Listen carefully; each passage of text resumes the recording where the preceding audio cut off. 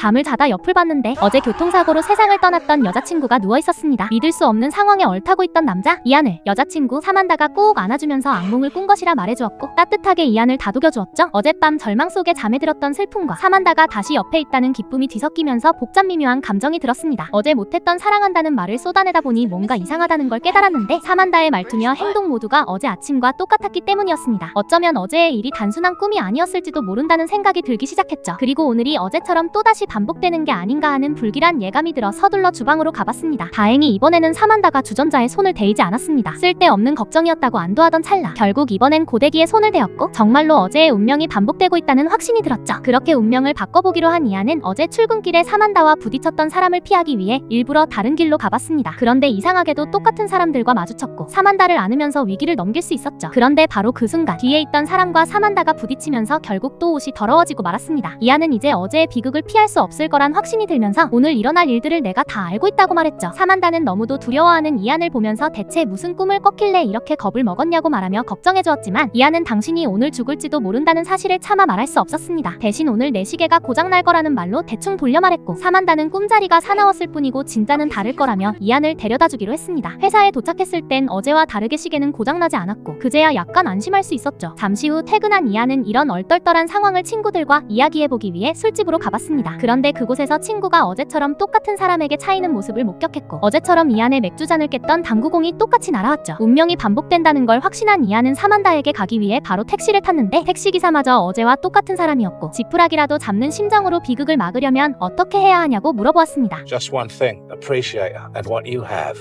Just love her. 그런데 이상하게도 모든 것을 다 알고 있는 듯한 대답이 돌아왔고 택시비도 어제 받았다는 대답이 돌아왔습니다. 이제 이안은 미친 듯이 달려나가며 사만다에게 전화를 했지만 받지 않았고 직장과 친구네 집까지 가봤지만 결국 찾을 수가 없었습니다. 그때 벽에 걸려있던 그림을 발견하고는 이제야 사만다가 어디로 간 건지 기억이 났죠. 그렇게 찾아간 전시장에서 사만다를 찾아낸 이안은 다짜고짜 손을 잡고 기차역으로 가자고 했습니다. 어디든 좋으니 당장 이곳을 떠나자고 했고 사만다가 사온 기차표로 어디론가 가고 있었는데 창밖 풍경이 어딘가 익숙했습니다. 사만다가 사온 기차표는 이안의 고향으로 가는 티켓이었죠. 이안의 가족들도 만나고 어떻게 자랐는지 보고 싶었던 겁니다. 그렇게 도착한 두 사람은 이안이 어렸을 때 자주 가던 산길을 걷고 있었는데 갑자기 비가 오기 시작했습니다. 비를 피하기 위해 버려진 집으로 피신했는데 불을 피우다가 벽난로에 팔을 부딪히면서 결국 시계가 고장나고 말았습니다. 결국 운명을 피할 수 없다는 걸 깨달은 이안은 지금 이 순간만이라도 깊이 느껴야겠다는 생각이 들었고 얼마 남지 않은 시간 모든 걸 바쳐 사만다를 행복하게 만들어주기로 결심했습니다.